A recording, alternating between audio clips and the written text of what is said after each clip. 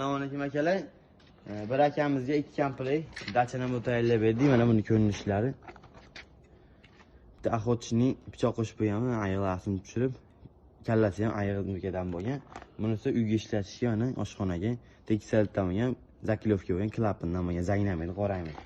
Chopqimiz akalar, go'sht chopqi. Oshpozlar chopqisida mana bemalol ishlatsanglar bo'laveradi.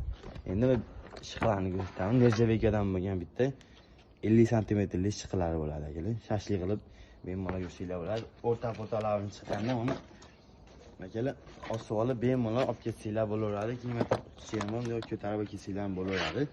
Xudo xolasa pichoqlarimizni ayblari yo'q. Mazza qilib olgan odam mazza qilib ishlatadi akalar. Keyin bir akamiz qassobchilikka bitta bolta zakaz qildi. 2,5 kilolik boltamizdan mana bemalol suvaylar chopib o'radi bu ham.